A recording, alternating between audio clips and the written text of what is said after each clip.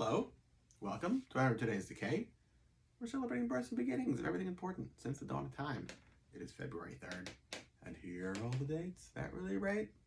Over 3,000 years ago, Skeleton Boy was birthed into this universe. Doesn't look a day over 2,000 years.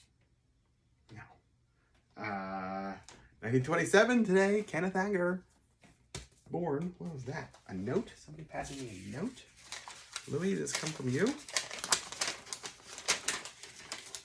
There's nothing on it. I don't know. Disappearing ink. There must be it. Disappearing ink. Anyway, yeah. The infamous Kenneth Anger, born today, 1927. He grew up in the 40s in California occult world, along with Curtis Harrington and Jack Parsons and Forrest J. Ackerman and Anton LaVey and all the people who were determined at the time to shape their world in their own likeness, whatever that wound up being. Yeah, in his case, he was also a filmmaker. He made this book here, Hollywood Babylon, and I say made because how much of it is fiction and how much isn't, I don't know, but you're definitely hanging on his every word and excited to hear what he has to say. So fiction, nonfiction, either way, you're nonplussed. You are not nonplussed when you read this book because it's exploitation for sure. A lot of fun. Yeah. What else? Well, a really great Kenneth Anger story. So I was friendly with Curtis Harrington, who was also a filmmaker. Made Queen of Blood, Night Tide with Dennis Hopper, a bunch of horror stuff. But they all experimented with the occult in the 40s. And he passed away 10 years ago? 12 years ago? Sometime in the past. Time flies. We must be having fun, right?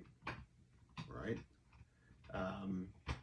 Anyway, so he passed away, and Kenneth Anger attended the funeral and came with a television camera news crew in tow and brought a whole wreath or series of flowers and everything with his name written in big bold letters. And by that, I don't mean Curtis Harrington, I mean Kenneth Anger, as if these were for Kenneth Anger, not from Kenneth Anger, at his friend Curtis Harrington's funeral. And he got up at one point during the service and announced that he was going to die on Halloween night of the following year, and none of you are invited. I love that, right? Totally stealing the thunder from his friend's funeral. And that together with Jack Parsons and I think Cameron the Witch, they together, all of them, created a homunculus, which is a mandrake root that you, through some occult ritual, can create life out of from non-life. Whether they did or didn't, eventually Jack Parsons winds up blowing himself up with rocket fuel in some botched experiment, be it a cult or not. Anyway, I feel I know there's that recent TV show on Jack Parsons, but it is not noteworthy. That Sex and Rockets book, though, is super cool. There's some other things out there. This is all content that needs to be properly explored that I don't feel has been. And Kenneth Anger is right there in the midst of it, for sure.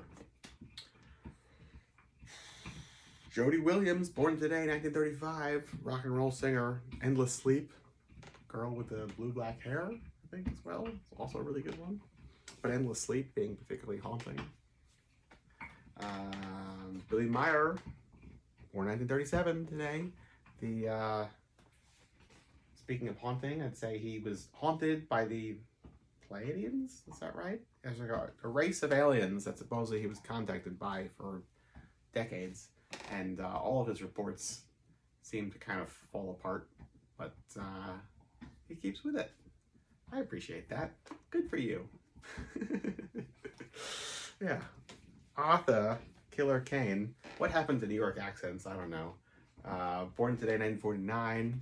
New York Dolls fame. I am a huge New York Dolls fan, and anytime you get to talk about Killer Kane, it's a good day. February 3rd. Last but certainly not least, the Ramones played Arturo Vega's Loft on this day, 1975. This isn't their first show, but it is captured on, I guess, early video, and that's the reason to celebrate, because you're right there at the beginning, or you get to experience it anyway, right? Yeah, YouTube it. It's available. Fun stuff. That's it. The whole day. From me to you. Till tomorrow. Goodbye.